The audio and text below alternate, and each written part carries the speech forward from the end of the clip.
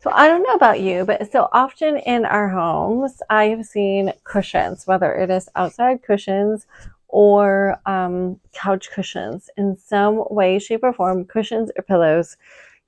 Sometimes the seam will bust out of them. And you might be wondering, well, how do I save it? And of course, sewing is the answer. But like often I've heard people want to try to like hand stitch it closed. The truth is, most of them, I shouldn't say all of them, but many of them have a zipper on here. And of course, this one that I'm using for demonstration was like an outdoor cushion from a client or something. I want to say that she said she threw it in the wash. But anyway, the big thing is you're going to want to take the cover right off of it.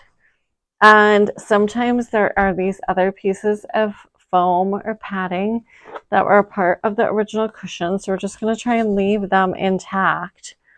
And then as you take the cushion cover off, you're going to set that cushion down there and find the spot where it was ripped. And so basically it's a tear in the seam. And we're going to want to repair that. So that's the part that we're going to put back on the sewing machine. And so here, this piece came out, which is a piece of the zipper. And notice that over here, they were on the inside. So we're going to follow suit. And you can use a couple of pins to pin it in place. So along the piping. And so this is called piping here, because there is piping on this cushion cover, we will have to use a zipper foot on the sewing machine to get as close as possible to that edge. So right now, I'm just following along and pinning it down. And then you just want to pin the other side down, because the part that has the zipper on it. And then just put it on the machine, and we're literally following that stitch. The one thing that you want to notice here is, so there is a difference between whether the fabric is compromised or not. The fabric wasn't compromised.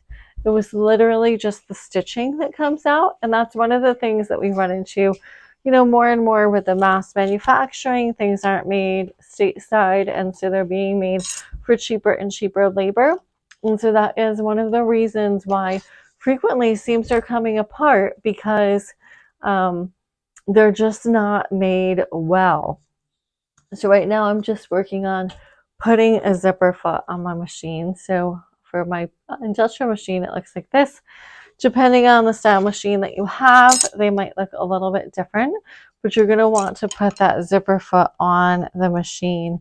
And then I'm just going to demonstrate how to sew that on in a second. So for this cushion, now we brought it over to the machine, and I'm just putting it underneath. So this time I'm using just a regular all-purpose thread, but you can use something a little heavier. So the zipper foot, I'm lining right up with that piping, and it holds my thread through.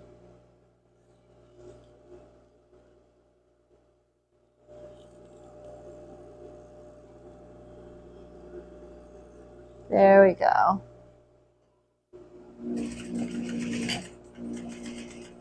And we're just going to stitch right along that line.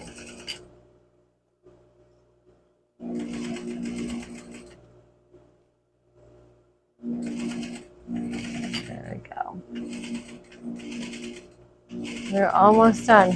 So it's quick and easy because it's just right along the seam line that already existed. And what happened was the threads had just come undone. So now we can go ahead and turn this cushion cover back, right side out, and put the cushion back in. So here we have the cushion cover done. And now you just have to squeeze the cushion like back into the cover. So it does take a little bit of effort to get them in sometimes.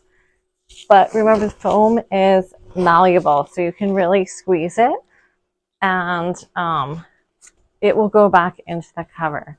And you want to keep the white padding here flat as much as you can, because sometimes, usually when they're made, that padding is glued to the foam, but over time it does come loose, and sometimes it's just riding around on the inside of the cushion. So putting that in here.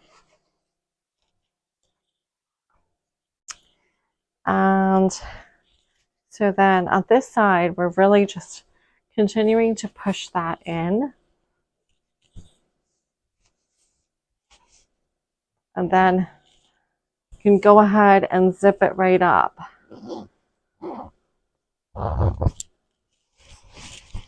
So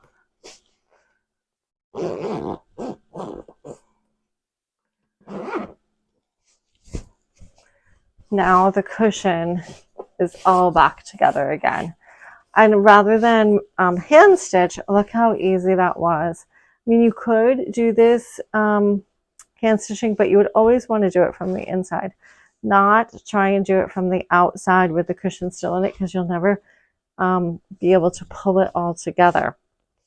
So hope that helps, and next time you have a cushion repair, this is a great way to save it and not have to throw them out.